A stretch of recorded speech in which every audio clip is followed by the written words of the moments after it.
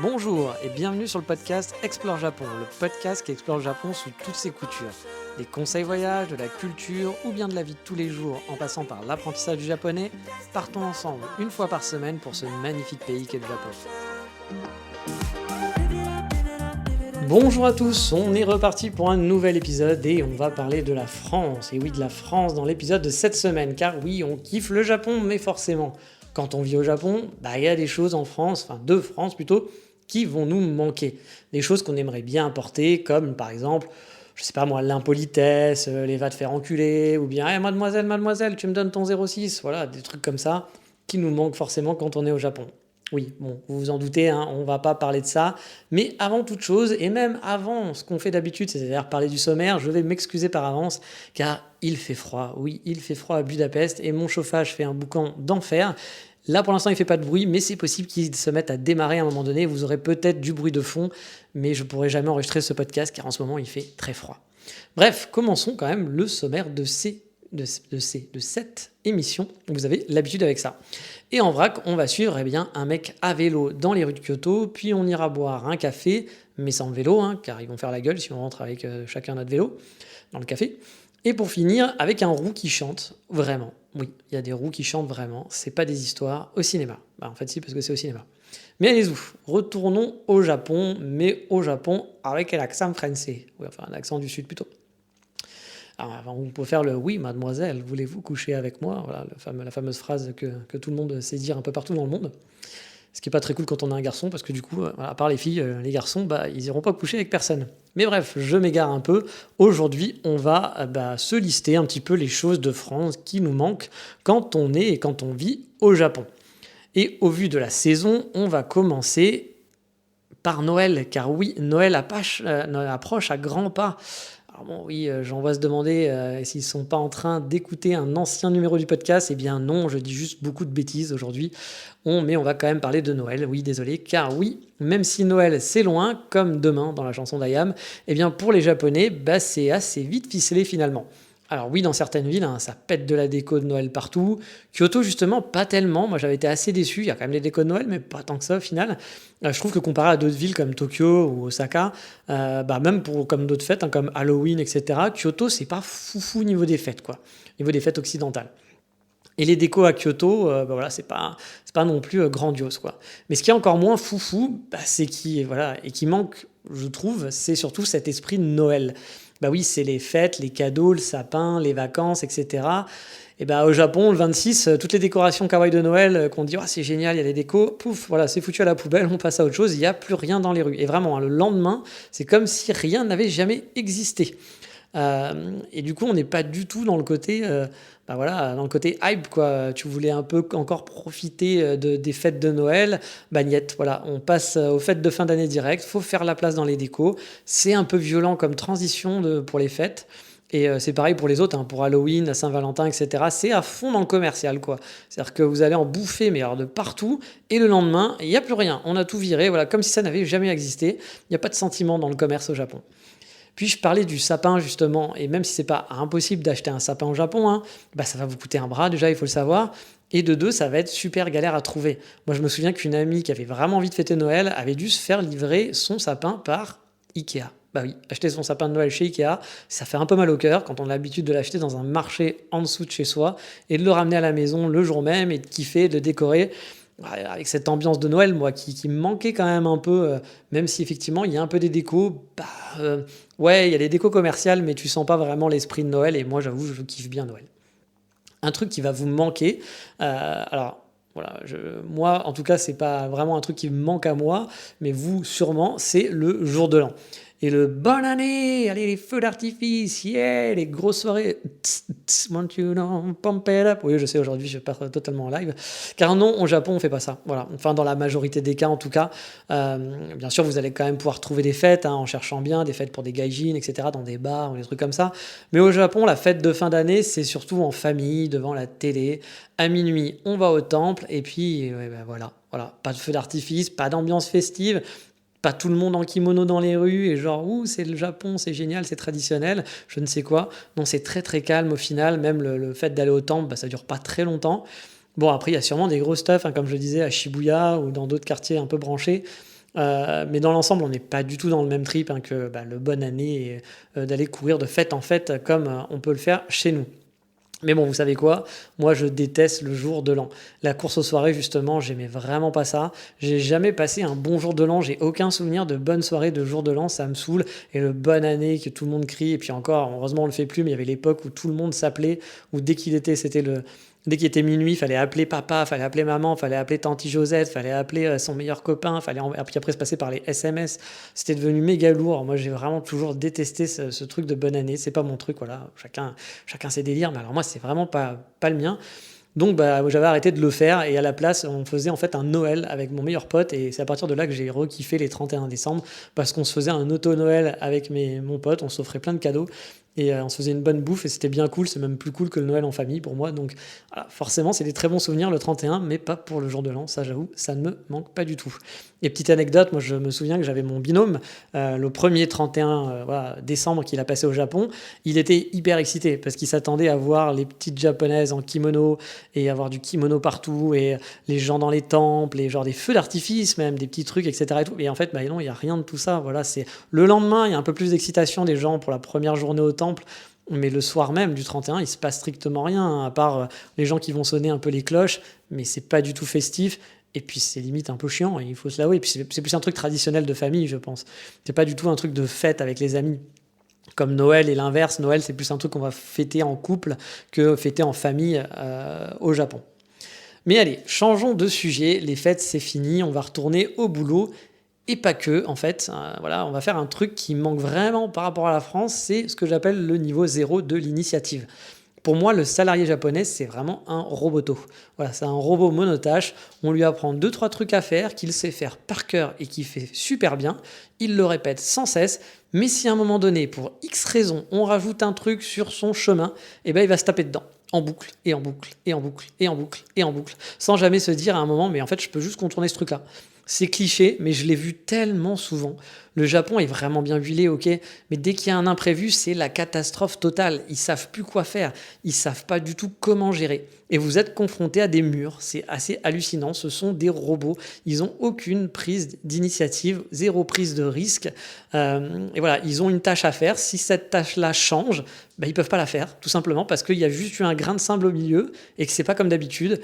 Et c'est juste flippant, vraiment, c'est flippant. Et au boulot, ça se ressent vraiment, hein. Par exemple, pour savoir, vous devez acheter un nouveau stylo parce qu'il n'y a plus de stylo, et puis on vous dit, tiens, quelle couleur on va choisir?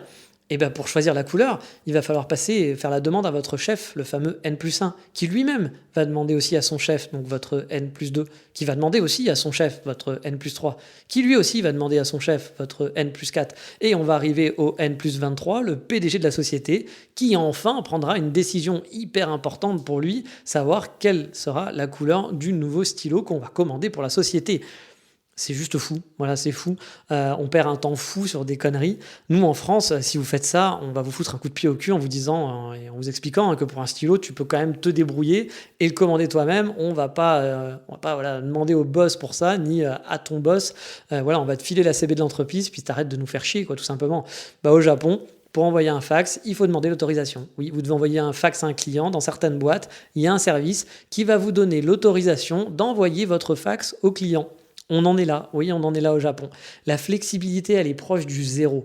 Et si le Japon est bien huilé, et c'est vrai que ça marche bien, et ça ferait pas de mal non plus d'avoir un peu de ça chez nous, un entre-deux serait peut-être aussi plutôt cool d'être capable de gérer les imprévus, des choses qui ne sont pas comme d'habitude. Parce que vraiment, si vous vous retrouvez dans cette case à un moment donné au Japon, ça peut vite être l'enfer sur Terre. On a beau dire le Japon, ça marche super bien, c'est génial, tout est chouette, c'est vrai, ça marche vraiment super bien pour plein de choses, tout marche parfaitement, mais s'il y a un couac, ça peut vite être l'enfer et beaucoup plus qu'en France. Et si on voulait rester sur la thématique de l'enfer, on va faire vivre à un Japonais justement un enfer. Comment on peut faire ça? Ça va être assez simple, hein. Soyez juste français. Oui, le français, qu'est-ce qu'il aime? Le fromage, bien sûr, Mais c'est pas pour ça que vous allez faire vivre un enfer aux Japonais. Non, parce que le Français, il aime aussi râler, il aime débattre, il aime s'exclamer, il aime s'emballer pour un rien dans une discussion qui va peut-être être houleuse, parler politique ou je ne sais quel sujet de conversation. PSG, enculé, Marseillais, va niquer ta mère. Oui, il y a beaucoup d'insultes aujourd'hui. Mais vous voyez le truc, hein, au Japon, vous oubliez totalement tout ça, hein. Les discussions les plus houleuses que j'ai dû entendre, c'était pour savoir s'il faisait chaud ou un peu chaud. Et bon, c'était pas très très houleux, hein, vous vous en doutez. Oui, au Japon, on débat pas. On dit pas ce qu'on pense, on parle pas de sujets sensibles qui pourraient amener un débat. On répond oui, toujours. On répond jamais non. Ou alors on répond non, mais sans dire non. Voilà. Car on va pas froisser l'autre. Non, surtout pas.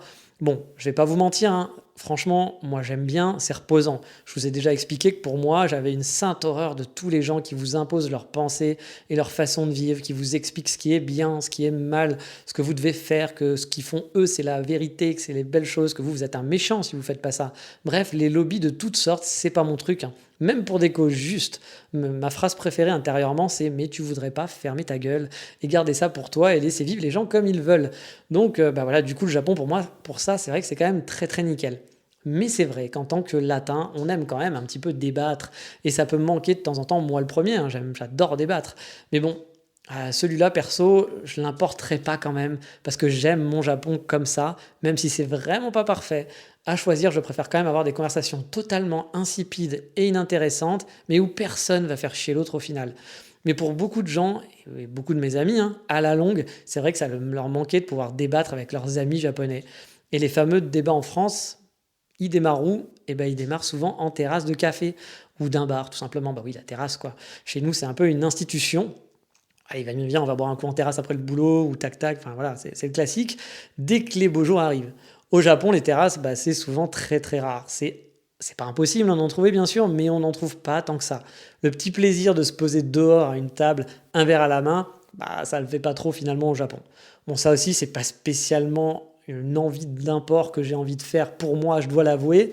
Non pas que j'ai une haine des terrasses, hein, mais à Kyoto l'été, sous les 46 degrés à l'ombre, honnêtement, je préfère quand même être sous la clim à l'intérieur, bien au frais. Mais bon, c'est vrai que c'est quand même un petit plaisir qui manque, je trouve, au Japon, de pouvoir se poser en terrasse et qu'on apporterait bien dans le pays. Et en parlant de petits plaisirs, parlons des mouchoirs. Oui, ceux qui auront compris cette transition scabreuse, je suis vraiment pas fier de vous. Pour les autres, c'est bien d'être innocent, continuez comme ça. Donc oui, parlons des mouchoirs, car les mouchoirs japonais sont faits en papier inexistant. Voilà, c'est une technologie nouvelle qui permet d'avoir un mouchoir sans avoir quoi que ce soit, quoi. Vous pourrez avoir toute votre morve dans votre main, c'est génial. La moitié passera sur votre main tellement c'est une fine pellicule de papier. Voilà, ça n'a aucun intérêt. Mais vous le savez, au Japon, on se mouche pas. Donc le mouchoir n'a pas vraiment cette utilité. Donc pas besoin d'avoir effectivement une quadruple épaisseur. Sauf que nous, si on a envie de se moucher, c'est pas la même. Puis même, hein, pour trouver des mouchoirs, c'est pas non plus le truc le plus simple de la galaxie, surtout si vous voulez des vrais mouchoirs et pas juste un truc totalement transparent et insipide. Du coup, si vous adorez vous moucher, il y a peut-être des gens, c'est leur kiff, c'est pas hyper simple au Japon de le faire, il faut l'avouer, comparé à la France, et du coup, eh bien effectivement, ça pourrait faire pas de mal. On m'avait aussi parlé, alors ça je sais pas si c'est vrai parce que j'ai pas souvenir, mais je sais que j'avais dû moi un jour ramener pour un ami japonais les fameuses qui avaient vécu en France, les fameuses aussi lingettes pour, vous savez que vous mettez dans votre, pas le lave-vaisselle, mais votre lave-linge pour éviter que les couleurs je perds mes mots, ne déteignent sur les autres. Et apparemment, ça, il n'avait pas ça au Japon. Alors peut-être que maintenant ça existait, mais à l'époque, c'était au tout début, lors de mes premiers voyages au Japon, il m'avait demandé d'amener ça. J'étais assez en disant oui, pourquoi pas, un sacré cadeau. Je suis content de te faire plaisir. Mais voilà, il y a ce genre de choses aussi qui peuvent être des trucs très très anodines qu'on utilise au quotidien et qui peuvent nous manquer quand on est au Japon. Et en parlant de simplicité, il y a la fameuse aussi carte UGC. Bah oui, Jean Mineur Rules, tout ça, quoi. L'apparition des cartes de cinéma, moi, elles ont transformé ma vie quand j'étais en France. Il y a eu une période, je vais pas vous mentir, j'allais tous les soirs au ciné. Je me faisais un film par jour, tout ça pour moins de 30 euros. Pas besoin de se prendre la tête, on peut y aller quand on veut, autant de fois qu'on veut. C'est un budget qui est programmé dans le mois. Et après, à vous toutes les sorties du ciné du mois. Bon, au Japon, ça n'existe pas, hein, et les places sont vraiment pas données. Perso, j'ai même jamais fait de ciné au Japon. Je me souviens que quand j'en parlais avec des amies japonaises, elles étaient en mode « Wouah, «Oh, mais c'est pas possible, qu'est-ce que c'est que ce truc-là?» De savoir que tu pouvais aller au ciné illimité, vraiment illimité, pour seulement 30 €. Pour elle, c'était vraiment le rêve, quoi. C'était un truc impossible. Car oui, on a plein de bonnes choses en France dont on ne se rend pas forcément compte, c'est vrai. Je vais vous parler par exemple le prix des abonnements de téléphone ou des box TV tout en un. Allez à l'étranger, vous allez être surpris par le prix de Internet ou de la télé. Ça peut faire vraiment très très très très mal. La surprise aussi va être totale quand vous allez sortir un «c'est pas faux» ou un «je suis le pape et j'attends ma sœur». Bon, déjà, si vous savez dire ça en japonais, chapeau, hein, mais c'est pas vraiment ça le problème, hein. Voilà, c'est le problème, c'est qu'on a dans toutes les cultures des références et un humour qui sont très différents. On n'a forcément pas le même humour et donc les mêmes références, et du coup pouvoir se marrer un bon coup sur des références de son enfance, qui est quand même un classique, ça manque toujours. Moi, je vous l'accorde, c'est quand même un truc qui manque.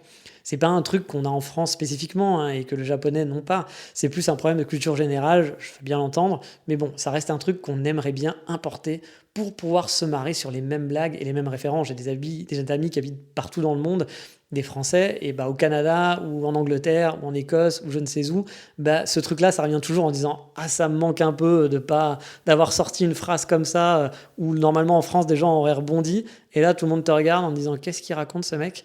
Et c'est vrai que c'est quelque chose qui manque. Et je vous en parlais dans le précédent podcast, hein, le second degré, c'est pas un truc très asiatique en général, j'ai l'impression, hein. Moi qui navigue souvent dans des sphères très éloignées du second degré, ça peut être compliqué pour moi aussi forcément. Je veux dire, moi je suis du genre le gars qui fait des blagues sur la mort de sa mère avant qu'elle meure alors qu'elle est très malade. Oui, j'ai déjà fait ça, c'est moche, je sais, mais bon, je suis comme ça. Et même le jour de l'enterrement, j'ai fait des blagues sur la mort de ma mère. Je vous l'accorde, je suis pas forcément sortable, mais bon, je vous rassure aussi, je sais m'adapter par rapport aux gens. Mais voilà, pour moi, on peut vraiment rire de tout et surtout de soi-même. Donc forcément, les choses qui me font marrer font pas forcément marrer les Japonais. Donc c'est un peu plus difficile pour l'humour et d'arriver à rigoler ensemble, on va dire. Je me souviens d'avoir vu une fois une fille dans un café, le fameux Walden par exemple, le Walden Woods, avec des estrades.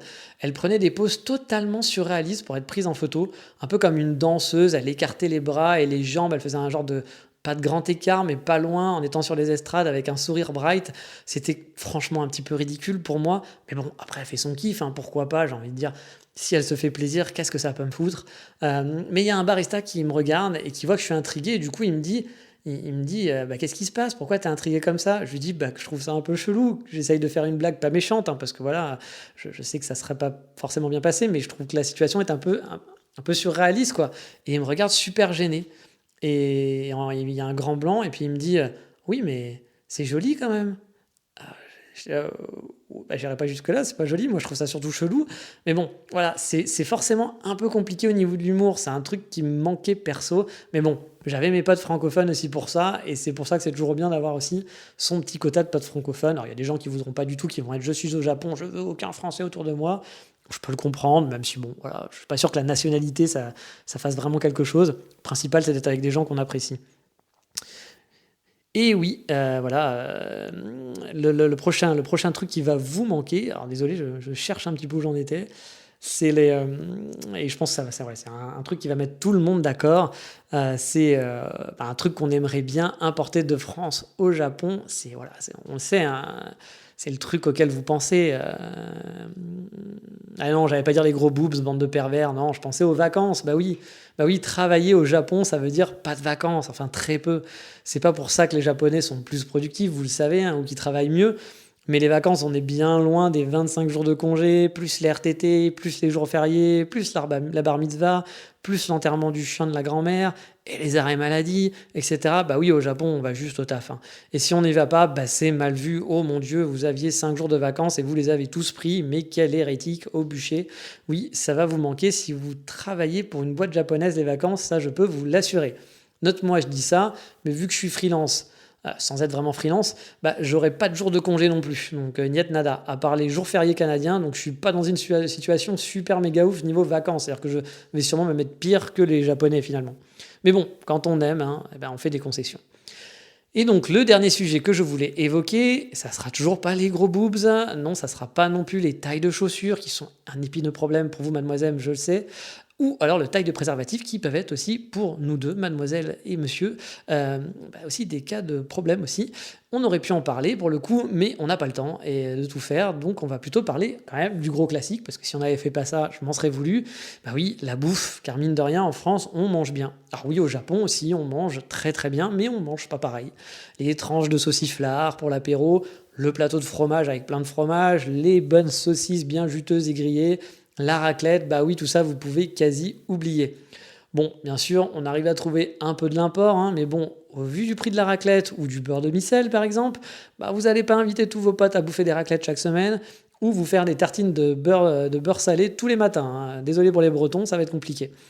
Et j'avoue, j'adore le beurre salé aussi, mais voilà, je m'en suis passé au Japon. Car oui, ça coûte vraiment un bras, donc bah voilà, on peut pas avoir un budget bouffe qui va coûter 1 000 € tous les mois. Donc il y a plein de douceurs qui sont bien de chez nous, qui vont vous manquer et qui vont commencer à peser quand on habite quelque temps au Japon forcément. Je veux dire, allez jeter une tablette de chocolat au Japon, quoi. Vous allez vous demander si quelqu'un n'a pas volé les trois quarts de la tablette. C'est des mini tablettes, le genre de truc que vous avez à peine acheté, vous l'avez déjà mangé, en disant mais en fait je l'ai pas entamé, en fait j'ai juste pris un carré. Ah oui, ben c'était ça, c'était un carré de chocolat. Ah non, mais j'ai acheté une tablette. Non, non, c'était un carré. Enfin, c'est la tristesse intersidérale, le chocolat au Japon. Moi, quand je vois des tablettes de chocolat, j'ai envie toujours de m'ouvrir les veines en me disant mais je peux pas acheter ça en fait, parce que je trouve ça tellement triste que ce soit une petite quantité comme ça, c'est pas possible. Alors bien sûr, vous le savez, on mange super bien au Japon, c'est pas le problème. Mais il y a quand même des trucs chez nous, des trucs communs, hein, qu'on aimerait bien que ça soit aussi commun dans les supermarchés japonais. Et franchement, la liste peut être super longue comme le bras. Mais on va s'arrêter là pour le focus, car je sais que des Français au Japon m'écoutent et j'ai pas envie d'être la cause d'une grosse vague de déprime sur l'archipel, car ils sont en train de penser à du sauciflard et à une raclette. Donc on va passer tout de suite, vous le savez, vous avez l'habitude, à l'insta du moment.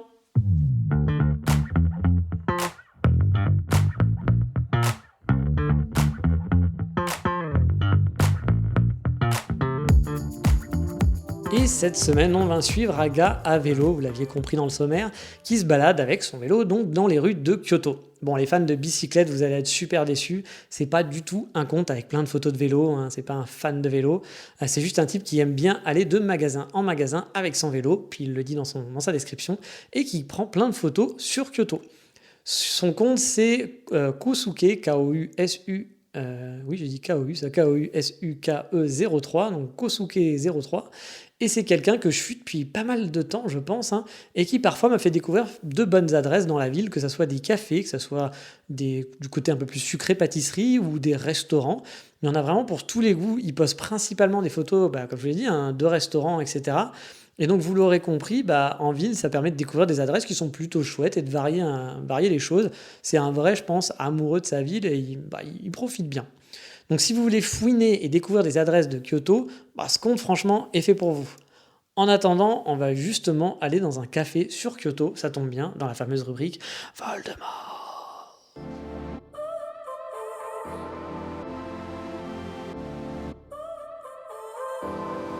So now you're here again, knocking at my door. Car oui, cette semaine, ô étrangeté, je vous amène dans un café. Oui, je sais, un café que je ne vais pas vous recommander. Alors oui, on en est là. Le mec, il fait des reviews de toutes les cafés et du coup, il est obligé de vous parler de mauvais café après 163 épisodes parce qu'il n'a plus rien à dire. Alors non, rassurez-vous, je vous ne le recommande pas, c'est juste car c'est pas mon café préféré en termes de goût. Et pourtant, les Japonais surkiffent. C'est une marque qu'ils adorent. Il s'agit de la marque américaine Blue Bottle qui pullule au Japon. Bon, elle n'est pas encore au niveau du Starbucks, hein, bien sûr, mais ils sont quand même pas mal implantés comme café. Et il y a un truc où ils sont vraiment, vraiment pas mauvais, par contre, c'est le marketing. Car les lieux sont souvent super méga travaillés, ça a de la gueule, et celui de Kyoto, il déroge pas du tout à la règle, bien au contraire.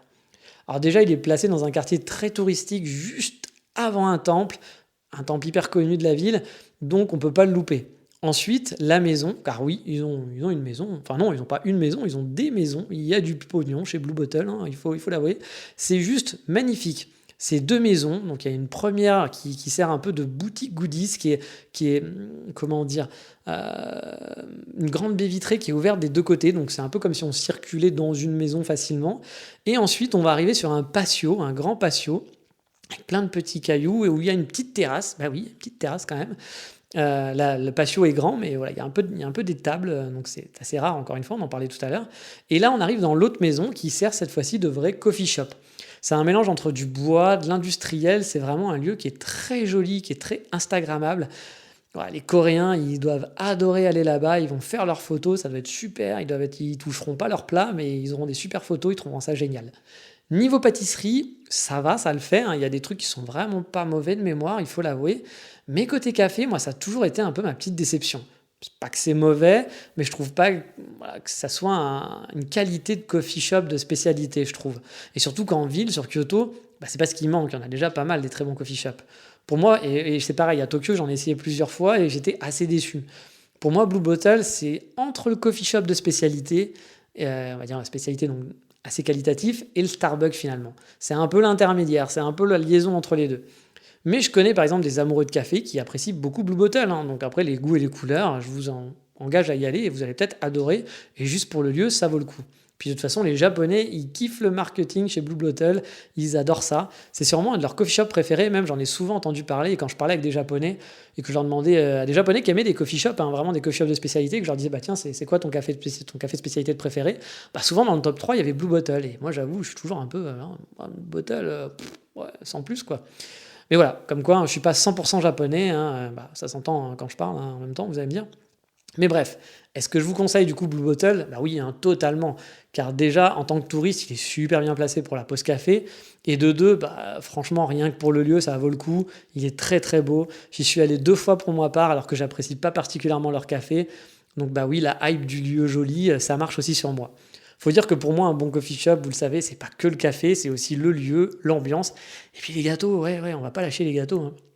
Mais bon, trêve de bavardage, passons tout de suite au coup de cœur musialofilmique, on va appeler ça comme ça, de la semaine. Oui, c'est bizarre, je sais, mais c'est comme ça.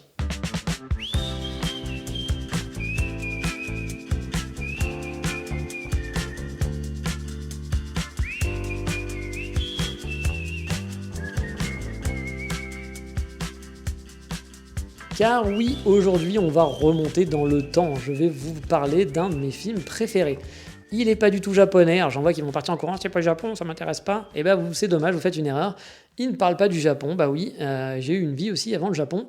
Il s'agit d'un film indépendant qui s'appelle Once et qui m'avait mis une claque à l'époque. Alors c'est pas Once Upon a Time ou je ne sais pas quoi de Disney, ça n'a strictement rien à voir. Once, c'est une histoire d'amour qui se passe en Irlande entre un mec, un musicien qui vient de se faire larguer et qui retourne vivre chez son père un peu à l'arrache, et une fille d'Europe de l'Est immigrée qui vit avec son enfant en coloc avec et qui vit de petits boulots. L'histoire d'amour est super mignonnette et no spoiler, elle est quand même un tantinet originale. Moi j'ai bien aimé justement comment elle se termine. C'est pas d'histoire d'amour habituelle par rapport aux histoires d'amour de ce genre, un Love Actually ou je ne sais pas quoi. Il y a quand même un truc sympa. Mais j'ai surtout apprécié ce film pour sa bande son, car oui, les acteurs en fait sont pas des acteurs, ce sont de vrais musiciens. Le réalisateur fait en fait partie d'un groupe et bah, du coup il a voulu mettre en place vraiment un vrai groupe, hein. C'est pas un groupe dans sa chambre, hein, il était vraiment musicien et il s'est dit moi je veux un vrai film avec de la musique à l'intérieur. Et du coup bah, pour le rôle phare il a fait jouer le chanteur du groupe, son pote, en rôle principal. Et du coup bah, il y a une vraie part belle à la musique. Les musiques font vraiment partie entièrement du film. Elles sont jamais coupées, vraiment jamais coupées. C'est joué en live, ça pue la musique, c'est juste sublime. Et surtout que les mecs sont hyper talentueux. Et c'est intégré, c'est-à-dire qu'on met pas de la musique juste pour avoir une musique de fond, non, c'est intégré dans l'histoire et c'est jamais coupé. C'est ça qui est génial, c'est que les musiques sont jamais coupées. L'intro de Once, par exemple, du film, est sûrement l'une des plus belles intros de film que j'ai vues. Ça vous met tout de suite dans l'ambiance du film. Moi, j'ai adoré, ça m'a mis les poils. Juste l'intro du film, comme elle est tournée, elle est géniale. La réalisation, justement, est assez fun aussi, car ils n'avaient pas les autorisations pour tourner le film. Du coup, ils ont tourné ça à l'arrache, dans la ville. Et ça se voit, parce que parfois, il y a des passants qui regardent et qui font des coucous à la caméra en se demandant ce qui se passe, parce qu'ils n'ont pas pu bloquer les rues, etc. Alors dit comme ça peut faire cheap, mais au contraire, pas du tout. Ils ont vraiment gagné dans l'originalité et c'est franc, je sais pas. Ils ont gagné énormément de prix aussi, hein, et c'est fortement mérité. Ils ont gagné beaucoup de prix de cinéma, et franchement, c'était un film génial. Pour la musique, c'est donc Glenn Hansard et Markéta Irglova qui sont les têtes d'affiche et qui sont donc aussi les acteurs du film. C'est vraiment un film qui m'avait touché parce que les musiques étaient vraiment cool, que l'histoire était vraiment mignonnette et triste aussi à la fois. Un film sans prétention et c'est justement pour ça qu'il est chouette, car on est dans le vrai. Je pense pas qu'il y ait beaucoup de films où les chansons ne sont pas coupées, où on va avoir joué un morceau en entier et le jouer voilà, en live vraiment. À chaque fois, j'avais vraiment adoré ce film pour ça. Je l'ai vu plusieurs fois et franchement, j'ai adoré. Si vous avez l'occasion de le voir, je vous le recommande. Bon, faut aimer la musique folk, la musique folk rock, sinon ça va vous saouler forcément, et aussi aimer un peu les histoires d'amour. Mais j'avais été super impressionné voilà, par la performance des acteurs, en tout cas, qui en sont pas. Voilà. Et c'est un vrai régal. Le film, c'est donc Once, il est sorti il y a bien longtemps, en 2007, et j'avoue que j'ai bien envie de le revoir. Ah, et puis j'ai un dernier petit conseil aussi, c'est un très bon film pour un date à la maison au passage. La première fois que vous invitez Megumi ou que vous invitez Juichi, ouais, ça met dans l'ambiance, c'est un bon film qui met bien dans l'ambiance. Mais allez, il est grand temps de se quitter, je vous dis donc à la semaine prochaine. Vous le savez, comme d'habitude, on fera un nouvel épisode, le 164, je ne sais pas encore le thème, suspense, mais il y en aura un, quoi qu'il arrive. Je vous dis donc à bientôt pour un nouvel épisode. Ciao, bye bye, matane.